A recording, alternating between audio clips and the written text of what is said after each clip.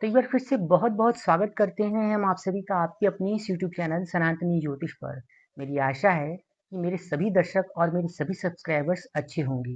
दर्शकों, हम सभी को जीवन में कुछ न कुछ दैवी शक्तियाँ और कुछ न कुछ दैवी सहायताएँ मिलती रहती हैं और कुछ लोगों को तो ये ज़्यादा, लेकिन कुछ लोगों को ये कम और कुछ को बहुत ज़्यादा मिलती हैं और हमें इस बात का पता भी नहीं चलता कि हमारे साथ कोई दैवी शक्ति चल रही है। साथ ही साथ हम ये भी नहीं जान पाते कि वो दैवी शक्तियाँ हमसे कुछ अच्छा कार्य करवाना चाहती हैं और वक्त रहते ही हम उन अच्छे कार्यों को कर भी देते हैं। दरअसल वो दैवी शक्तियाँ ही होती हैं जो हमारे माध्यम से किसी अच्छे कार्य को करवाती हैं। लेकिन अब हम ये कैसे जानेंगे कि वो दैवी शक्तियाँ हमारे साथ चल रही हैं? तो आज की इस छोटी सी वीडियो में हम चर्चा करेंगे उन दैवी संकेतों के विषय में जिन्हें जानकर आप भी कहेंगे कि हाँ, ये दैवी शक्तियाँ हमारे साथ भी चल रही हैं। तो बिना देर किए हम शुरू करते हैं आज की प्रस्तुति। लेकिन उससे पहले हमारा आपसे भी से एक सविनय निवेदन है कि अगर अभी तक आपने हमारे चैनल सनातनी ज्योतिष को सब्सक्राइब नहीं किया है, तो अभी हमारे चैनल को सब्सक्राइब कर लें और बेल नोटिफिकेशन को ऑन कर लें। इससे आपको हमारी आने वाली हर नई वीडियो की नोटिफिकेशन सबसे पहले मिल जाएगी। तो बिना देर किए शुरू करते हैं आज की प्रस्तुति। सबसे पहला संकेत है उत्तम चरित्र।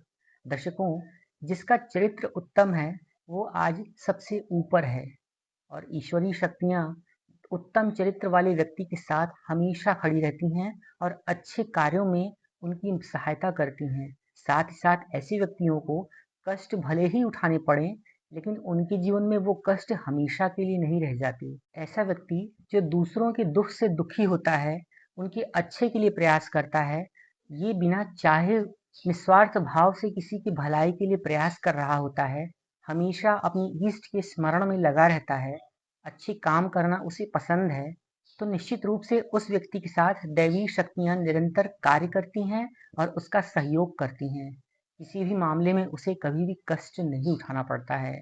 दर्शकों, अगर आप भी नकारात्मक विचारों से दूर रहते हैं, अगर आपके मन में भी दूसरों के प्रति सहानुभूति है, उनके कष्ट को देखकर आपको भी कष्ट महसूस होता है और आप चाहते हैं कि उनका अच्छा हो, आपका भी भला हो, तो आप ये जान लीजिए कि आपके साथ दैवी शक्तियाँ और आप खुद भगवान के आशीर्वाद से परिपूर्ण हैं।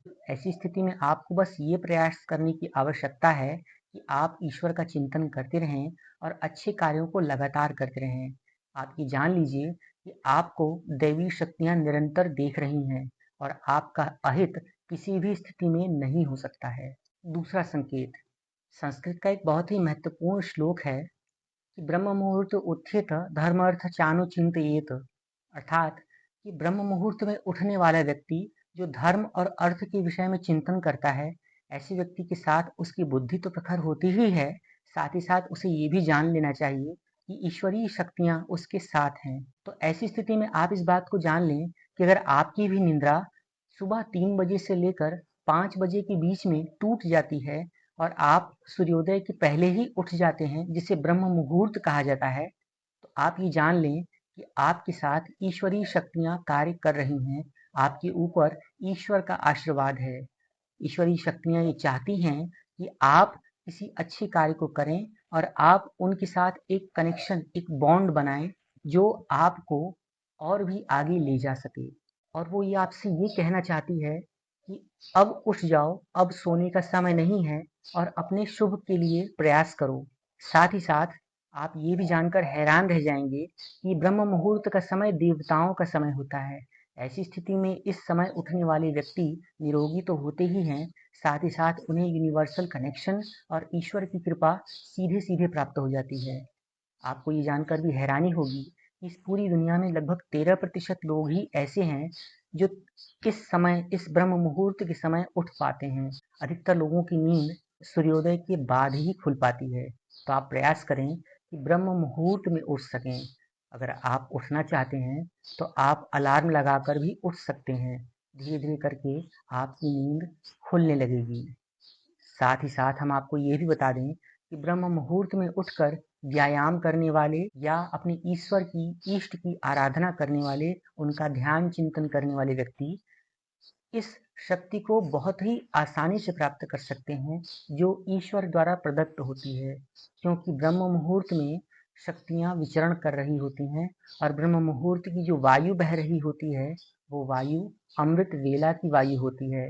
अर्थात आयुर्वेद में और हमारे धर्म ग्रंथों में इस ब्रह्म मुहूर्त में बहने वाली वायु को अमृत सदृश माना गया है। तो आप ये प्रयास करें कि आपकी नींद ब्रह्म मुहूर्त में खुलना शुरू हो जाए। आप खुद देखकर हैरान रह जाएंगे कि आपको इससे कितने सारे लाभ मिलने लगे हैं। तीसरे संकेत की बात करूं तो आपने अमूमन ऐसा सुना होगा कि किसी देवी अथवा देवता के दर्शन आपको सपने में प्राप्त हो रहे हैं या होते हैं। कभी कभी ऐसा भी होता है कि आप मंदिर में अभिषेक करते हुए या मंदिर में दर्शन करते हुए या फिर आप कभी-कभी आसमान में उड़ते हुए भी किसी देवता के दर्शन कर रहे होते हैं। अगर ऐसा कुछ हो रहा है कि आप सपने में ईश्वर के दर्शन कर रहे हैं, तो आप जान जाइए कि आप बेहद सौभाग्यशाली हैं और आप उन व्यक्तियों में से हैं जिन पर ईश्वर की कृपा है और ईश्वर आपको यह संकेत दे रहे हैं कि आप अच्छे कार्य कर रहे हैं। आपको ऐसी स्थिति में और अच्छा प्रयास करना चाहिए और आप ईश्वर के प्रति पूर्ण रूप से समर्पित होकर उनकी आराधना करें। अमूमन ऐसा भी देखा गया है कि लोग इस प्रकार के सपनों को सुबह भोर के समय देखते हैं। तो आप ये प्रयास करें कि नींद खुलते ही उस सपने को याद रखें, भूलें ना, क्योंकि ऐसा भी होता है कि ऐसे अच्छे सपने आने के बाद लोग उसे भूल जाते हैं। लेकिन आप अगर प्रयास करते हैं तो आपको ये सपने याद भी रहेंगे और आपको ईश्वरीय शक्ति का प्रत्यक्ष अनुभव भी हो सकता है।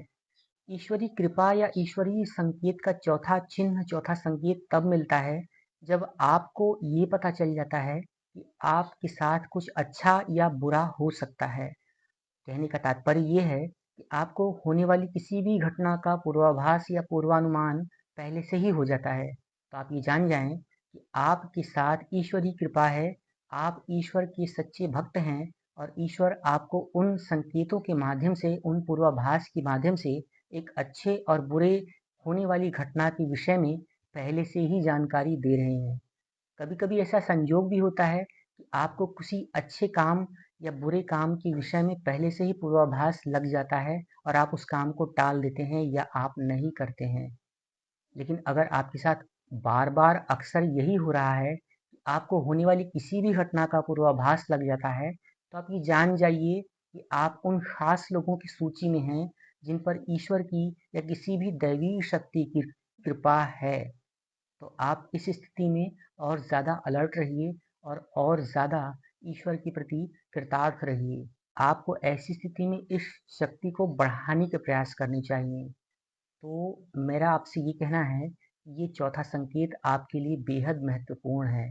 दर्शकों, अगर पांचवें संकेत की बात की जाए तो आपने सुना होगा, पहला सुख निरोगी काया, दूजा सुख घर में हो माया, तीजा सुख कुलवंती नारी, चौथा सुख पुत्र हुआ आज्ञाकारी, पंचम सुख परदेश में बासा।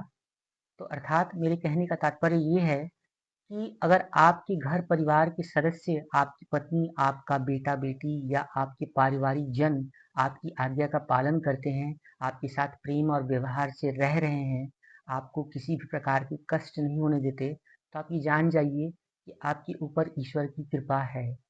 क्योंकि मानसिक शांति और पारिवारिक स्नेह, पारिवारिक प्रेम बहुत बड़ी चीज़ होती है। बहुत बड़े-बड़े अमीरों को भी आपने देखा होगा कि उनके पास पैसे तो बहुत सारे हैं, लेकिन पारिवारिक सुख नहीं है। वो अपने घर में रहकर भी नहीं के बराबर हैं। कोई उनकी आज्ञा का पालन नहीं करता, कोई उनके साथ नहीं बैठता, कोई उनकी बात नहीं सुनता। तो अगर आपके साथ ऐसा हो रहा है, तो आप बेहद भाग्यशाली हैं कि आपके ईश्वर ने, आपके इष्ट ने आप पर इतनी कृपा की हुई है कि आपके पारिवारिक जन, आपकी पत्नी, आपके बेटे-बेटी और आपके स्नेहीजन आपकी बातों को सुन रहे हैं, समझ रहे हैं और आपको पूर्ण सम्मान प्राप्त हो रहा है। तो आप ये जान जाइए कि आपके ऊपर दैवीय कृपा है, आप भाग्यशाली हैं। दर्शकों, अगर मैं आपसे छठे संकेत की बात करूं तो छठा संकेत है भाग्य का मजबूत होना। आपने कई बार ऐसा देखा होगा कि किसी को बहुत सारे प्रयास करने के बाद भी कुछ चीजें नहीं मिल पाती, लेकिन अगर कोई थोड़ा सा भी प्रयास कर लेता है तो उसे वो चीज मनचाहे ही प्राप्त हो जाती है।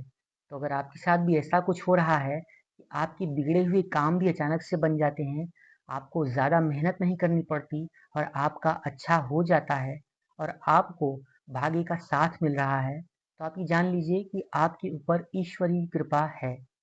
और मैं आपसे एक बात और भी बता दूं कि अगर आपको किसी भी कार्य में लाभ की प्राप्ति होती है और ऐसा कोई भी काम आप नहीं करते या आपके द्वारा संपन्न नहीं हो पाता जिसमें आपकी हानि होने वाली है, अब वो काम आपसे छूट जाता है, तो आप ये जान लीजिए कि आपके ऊपर ईश्वर की कृपा है और ईश्वर नहीं चाहते कि किसी भी स्थिति में आपका नुकसान हो।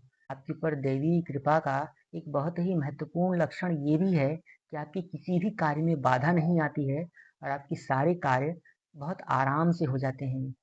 या यूं कहूँ कि एक कहावत कही गई है कि अंधे की लाठी राम टेकते हैं, अर्थात कि जिसका कोई नहीं होता उसके ईश्वर होते हैं और जिसके साथ ईश्वर की कृपा होती है उसके सारे कार्य ईश्वर खुद प्रत्यक्ष खड़े होकर करवाते हैं। उसे किसी भी प्रकार की किसी भी कष्ट का कोई भी सामना नहीं करना पड़ता है। हर प्रकार की मुश्किलों और हर प्रकार के कष्ट से वो सुरक्षित रहता है। तो अगर आपके साथ भी ये होता है तो आप ये जान लीजिए कि आप ईश्वरीय कृपा से परिपूर्ण हैं। आपको ईश्वर का यह संकेत प्रत्यक्ष रूप से महसूस हो रहा है। दर्शकों, अगर मैं 7वें संकेत के विषय में चर्चा करूं तो मैं आपसे ये कहना चाहूँगा कि अगर आपके आस-पास सुगंधित वातावरण का अनुभव होता है या अगर आप कहीं बैठते हैं तो वो व्यक्ति आपके साथ और बात करना चाहता है और आपकी कहीं जाने से वहाँ की रौनक बढ़ जाती है, या अगर आप पूजा पाठ अर्चना में संलग्न हैं तो उस स्थिति में आपको सुगंध का वातावरण महसूस होता है। आपके आसपास एक खुशबू जैसी महसूस होती है, तो आप ये जान जाइए कि आपके ऊपर ईश्वरीय कृपा है, दैवी शक्तियाँ आपकी मदद कर रही हैं और ऐसा तब होता है जब आपके साथ ईश्वर की कृपा आपके पास ही होती है। कई बार ऐसा भी होता है कि किसी के जाने से कहीं का वातावरण बहुत हल्का हो जाता है और किसी के आने से वहाँ का वातावरण बेहद भारी हो जाता है। कोई सोचता है कि ये व्यक्ति हमारे पास से जल्दी चला जाए, कोई ये चाहता है कि ये हमसे ज़्यादा बात ना करें। लेकिन अगर आपके साथ कोई ज़्यादा बात करना चाहता है, कोई आपके कहीं जाने पर आपसे हँस मिल कर बात कर रहा है और वो ये नहीं चाहता है कि आप उस जगह को छोड़कर कहीं और जाएँ, तो आप ये जान लीजिए कि आपके साथ ईश्वरीय कृपा है। सकारात्मक शक्तियाँ आपके साथ ही हैं और आपके जाने से वातावरण हल्का हो जाता है। आपसे लोग बात करना चाहते हैं, आपको लोग पसंद करते हैं। एक निजी अनुभव मैं आपसे शेयर करना चाहूँगा कि अगर आप पूजा पाठ में बैठे हुए हैं और आपका मन लग रहा है, आपको शांति महसूस हो रही है और अगर आप किसी भी कार्य को तत्परता से करते हुए एक अच्छा महसूस करते हैं, एक पॉजिटिव एनर्जी सा फील होता है, तो आप ये जान लीजिए कि दैवी शक्तियाँ आपके साथ हैं, आपकी सहायता कर रही हैं और वो ये चाहती हैं कि आप इस कार्य को और अधिक अच्छी तरह से और ज़्यादा मन लगाकर करें। तो आपको अगर इस प्रकार के संकेत मिल रहे हैं तो आप खुशनसीब हैं। वहीं अगर मैं 8वें संकेत की बात करूं तो कभी-कभी आपने ऐसा देखा होगा कि आपके आसपास से कोई गुजरा या आपको ऐसा लगता है कि कोई प्रकाश का कोई पुंज जैसा आया। अगर आप पूजा पाठ या अर्चना कर रहे हैं तो उस स्थिति में आपने कभी-कभी महसूस किया होगा कि दीपक की लौ अचानक से भभकी या कुछ ऐसा प्रकाश का पुंज सा महसूस हुआ या तेज हवा का कोई झोंका आया जो आपको छू कर गुजर गया। तो ऐसी स्थिति में आप ये जान जाइए कि सकारात्मक शक्तियाँ, ईश्वर की कृपा और वो अद्भुत शक्ति आपके पास है और आपको वो एहसास करा रही है कि आप स्पेशल हैं, आप भाग्यशाली हैं और आपके ऊपर उन उन सकारात्मक शक्तियों की, उन ईश्वरीय शक्ति की विशेष कृपा है। तो ये सुहानी हवा का झोंका एक संयोग नहीं, आपको दिया गया एक अद्भुत संकेत है। तो इसे नज़रअंदाज या एक संयोग समझकर कभी भी भूल मत कीजिएगा। 9वें संकेत की अगर चर्चा करूँ तो मैं आपसे ये कहना चाहूँगा कि बहुत ही दुर्लभ संकेत है ये और बहुत कम लोगों को ऐसा महसूस होता है। हो सकता है आपके साथ ऐसे अनुभव मिलें या ना भी मिल सकते हैं। कभी-कभी आपने ऐसा महसूस किया होगा कि आपका शरीर बेहद हल्का हो गया है या फिर कभी-कभी आपको ऐसा भी लगता होगा कि आप किसी हवा पे बैठे हुए हैं या आपके आसपास कुछ हवा जैसा या कुछ बादल जैसी चीजें हैं जो घूम रही हैं। कुछ स्थिति में ऐसा भी होता है जब आपको डर लग रहा हो तो अचानक ही आपका वो डर खत्म हो जाए और आपको ऐसा लगे कि एकांत में भी या अकेलेपन में भी आपके साथ 10 लोग चल रहे हैं, आपके साथ कुछ लोगों का समूह है जो आपके साथ ही है और आप अकेले नहीं हैं। तो अगर आपके साथ ये हो रहा है तो आप ये जान जाइए कि वो शक्तियाँ, वो ईश्वरीय कृपा आपकी मदद करने के लिए हमेशा आपके साथ ही है और वो आपको ये एहसास दिला रही है कि तुम अकेले नहीं हो और तुम्हारे साथ हम सभी काम कर रहे हैं। ईश्वर की ये कृपा तुम्हें प्राप्त हो चुकी है। तो ये संकेत थोड़ा दुर्लभ ज़रूर है, लेकिन मिल सकता है तो आप इस संकेत को भी नज़रअंदाज मत कीजिएगा। वहीं अगर मैं 10वें संकेत की बात करूँ तो 10वां संकेत तब मिलता है जब आपको आसपास रोशनी का कोई पुंज जैसा महसूस हो या अगर आपको ऐसा लगे कि आपके आसपास कुछ अच्छी चीज़ें हो रही हैं, तो भी ये एक दैवीय कृपा का ही अंश होता है। कभी-कभी ऐसा भी होता है जब आपको ऐसा लगता है कि आपको किसी ने आवाज़ दी, लेकिन आपके आसपास कोई नहीं होता और कभी-कभी आपको ऐसा लगता है कि आपके साथ कुछ सकारात्मक शक्ति जैसी चल रही है और अच्छा लग रहा है।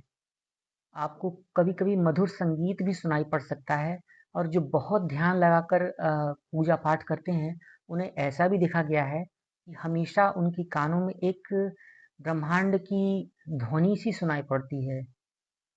तो अगर आप बहुत ध्यान लगाकर सुनेंगे, तो वो खामोशी की आवाज़ में आपको एक मधुर संगीत, तो ईश्वर की प्रत्यक्ष उपस्थिति का एक अद्भुत उदाहरण आपको मिल जाएगा।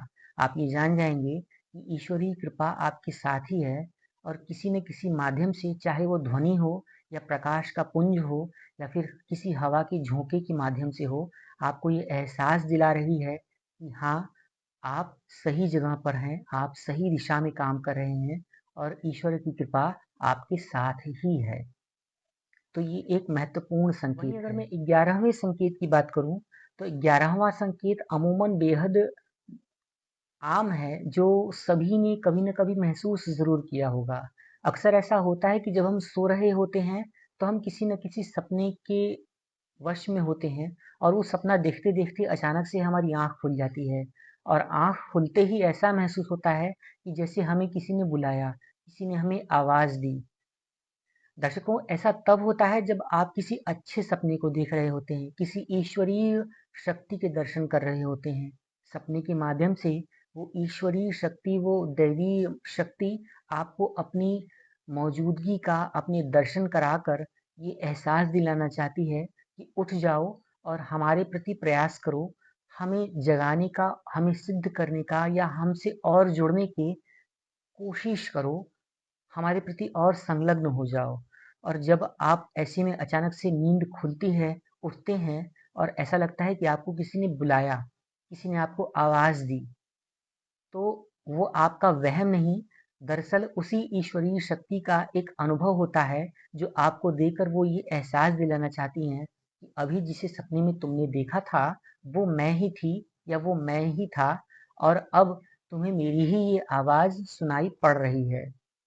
तो चाहे आप जहाँ भी हों, अगर आप पूजा स्थान के पास बैठ सकते हैं तो वहाँ बैठकर पूजा अर्चना करें या अगर आप पूजा पाठ के स्थान पर नहीं हैं, किसी मंदिर में नहीं हैं, तो मन ही मन आप उस दैवी शक्ति को प्रणाम कर लें और आप उनसे यह निवेदन करें, वो आपको कुछ और अच्छे चिन्ह या संकेत दें, जिससे आपको यह अच्छे अनुभव और अच्छे से प्राप्त हो सकें। साथ ही साथ हम आपसे ये भी कहना चाहेंगे कि अगर आपको ये अच्छे अनुभव मिल रहे हैं, तो आप इन्हें किसी से भी साझा मत कीजिए। बहुत कम लोग ऐसे होते हैं जो आपके हित में बात करते हैं, आपका हित सोचते हैं। अधिकतर ऐसा देखा गया है कि आपकी खुशी से, आपकी प्रसन्नता से लोगों को बहुत कष्ट होता है। कोई भी आपका भला नहीं देखना चाहता। तो अगर आपको ऐसे अच्छे-अच्छे चिन्ह और ऐसे संकेत मिल रहे हैं, तो आप उन्हें स्वयं तक ही सीमित रखिए। बाहर चर्चा करके उन शक्तियों के अंश को और अपनी सकारात्मक शक्ति को खोइए मत। तो मैं आशा करता हूँ कि आपको मेरी यह प्रस्तुति अच्छी लगी होगी। अगर आपको मेरी यह प्रस्तुति अच्छी लगी है, तो आप कमेंट में हमसे ये ज़रूर बताइए कि आपको इनमें से कौन से ऐसे चिन्ह हैं जो बार-बार या कभी-कभी देखने को मिलते हैं और आप उन्हें अब तक नज़रअंदाज कर रहे थे। मुझे जानकर बेहद खुशी होगी। साथ ही साथ अगर आप हमारे चैनल पर नए हैं, तो अभी हमारे चैनल को सब्सक्राइब कर लें और वीडियो को लाइक करके जहाँ तक भी शेयर कर सकते हैं, शेयर ज़रूर करें, क्योंकि आप सकारात्मक शक्तियों के एक अच्छे स्रोत हैं और आपसे ही सकारात्मक शक्तियाँ, ईश्वरीय कृपा का एक अनुभव और एक प्रत्यक्ष उदाहरण इस दुनिया में सभी आस्तिकों तक और उन सभी ना मानने वालों तक पहुँच सकता है, जो अब तक हमारे सनातन धर्म, हमारे ईश्वर, इष्ट और आराध्य के विषय में अनभिज्ञ थे। मेरी आशा है कि आपको आज की यह वीडियो अच्छी लगी होगी। मुझे यानी सनातन ज्योतिष को आज्ञा दीजिए। बहुत बहुत धन्यवाद। हर हर महादेव।